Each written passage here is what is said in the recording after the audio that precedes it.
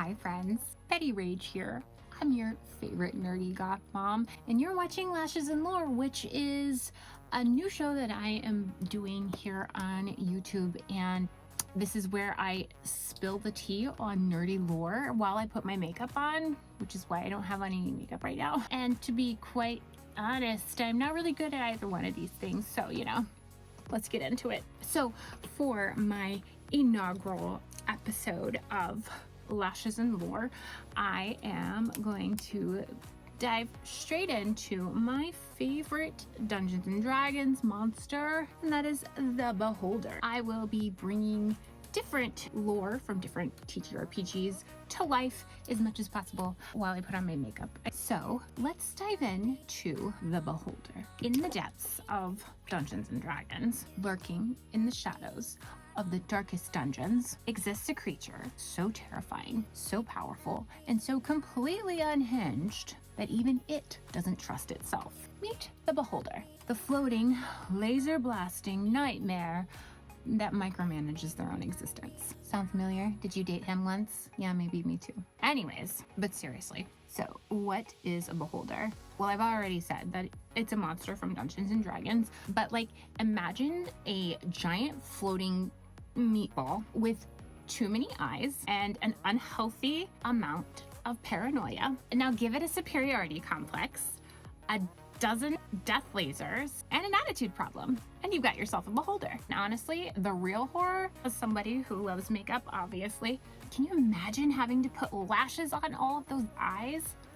So, if you've ever thought that your boss was controlling, try working for a Beholder. These things don't just want to control, they need to control. And if they suspect that anyone is questioning them or their authority, they have a disintegration beam. Boom! And you don't get warnings, you just disappear.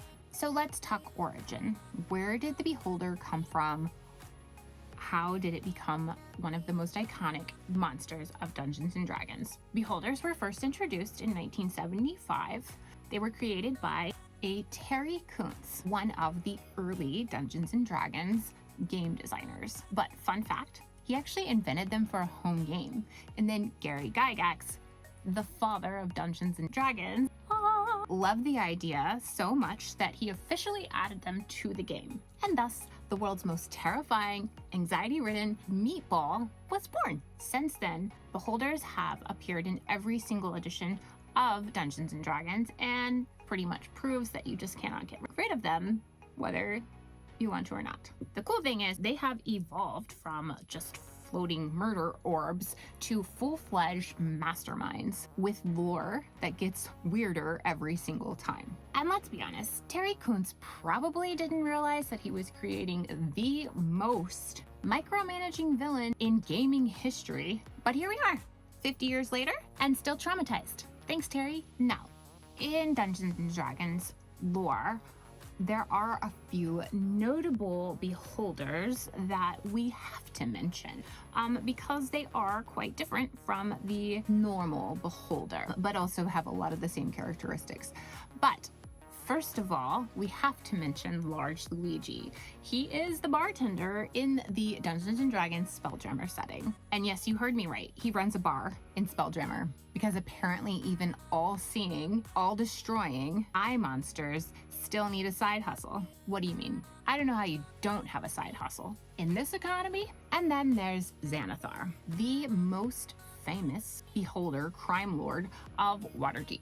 Picture a mafia boss, but floating, with an unhealthy obsession with his pet goldfish. Yeah, goldfish name is Stilgar. And if I said that wrong, please don't come for me. Okay, but seriously, this Beholder will vaporize people left and right. But if anything happens to that goldfish, the entire city is going down. Priorities. I feel the same way about my dog. Beholders come in all shapes and sizes and paranoia levels. But one thing always remains, they don't trust anyone at all, not even themselves. Speaking of shapes and sizes, let's talk about the anatomy of a control freak. All right, let's break down this nightmare one piece by piece. Because if you're gonna have a floating paranoia orb in your game, then you should probably know what you're dealing with. So obviously lots of eyes. The one main eye in the center of the body, first of all, it's really big, and it doesn't just stare into your soul. It shuts down any kind of magic that you might have to fight it with in a giant cone of anti-magic. So if your wizard was hoping to get to use that fireball, he's just a little squishy guy now. So good luck with that. And then you have the eye stalks, which are like little arms with eyes on the end. That sounds crazy, but that's what it is. Now, these bad boys, each one shoots some kind of different beam. It's pure nightmare fuel. We're talking charm, sleep, petrification, disintegration, all the fun stuff. They're all here. The whole gang's here. It's like a rogue who multi-classed into every single possible damage-dealing subclass. We know you're out there, you crazy min-max people. But how does it fight?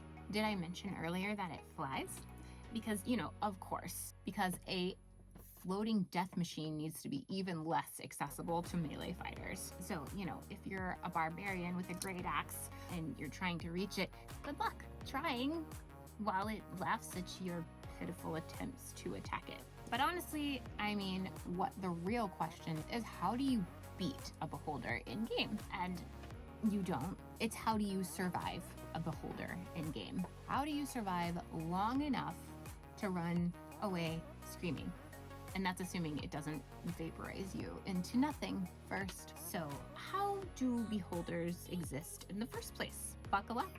This is where it gets even weirder. Beholders don't spawn like a normal monster. No, they dream themselves into existence. It would be too easy to just spawn. They literally dream new beholders into existence. Every time a beholder sleeps, its subconscious creates a entirely new beholder, often with horrifying mutations. And when it wakes up and sees this new creature, well, instead of bonding over shared experiences and brushing each other's hair, they immediately start to murder it. Yeah, kill it, unalive it. Why? Well, because beholders believe that they are perfect. And if another beholder exists with maybe a different number of eye stalks, or a weird skin texture, or, God's forbid, a slightly better laser beam, it must be destroyed. So, if you're keeping up, we've learned that every beholder is a self-loathing perfectionist with imposter syndrome. But instead of therapy, it just murders its perceived flaws. It's kind of metal. I feel like some of us can maybe relate, but maybe not to the full extent. Hopefully not. Anyway, you didn't come here for therapy. So that brings us to Beholder Society. What happens when you have a race of hyper-intelligent, ultra-paranoid floating nightmares? A thriving utopian society where they share ideas and live in harmony, of course. Not at all. Beholders don't really do friends. They don't do allies. They do minions, usually terrified, enslaved creatures who follow their orders or get pulverized. And if two beholders meet, it is not a friendly chat. It's typically war, because every beholder thinks that it is the ultimate life form. And if another one exists, then that means something must be wrong. And if there's one thing that a beholder cannot stand, it's being wrong. I have no idea what that's like. Honestly, it's giving major pop star feud from the early 2000s. Yeah, one wrong look and someone's getting canceled. So now that we know that beholders are floating death traps with control issues, how do you use one in a game? With the exception of large Luigi and Xanathar, which still had very beholder-like qualities, they're typically the bad guy, the BBEG, if you will. So, step 1. Give it an absurd ego. Step 2. Make it unreasonably paranoid. And step 3. Profit. As I said before, beholders are incredibly hyper-intelligent. They do not just attack, they plan. They are genius-level tacticians with layers of traps and minions and tons of fail-safes in play so that no one ever outsmarts them. They have to be the smartest person at the table or in the room. So if you're a game master and you're bringing a beholder into your game, and maybe you want a beholder that sees everything as a conspiracy, go for it. Maybe it thinks that the party has a secret organization to steal all of its powers, or maybe it thinks that its own eye stalks are plotting against it. And in my opinion, the best beholder villain will monologue first laser blast second. Because what is the point of being a genius mastermind if you can't first talk about it for a bit? Am I right?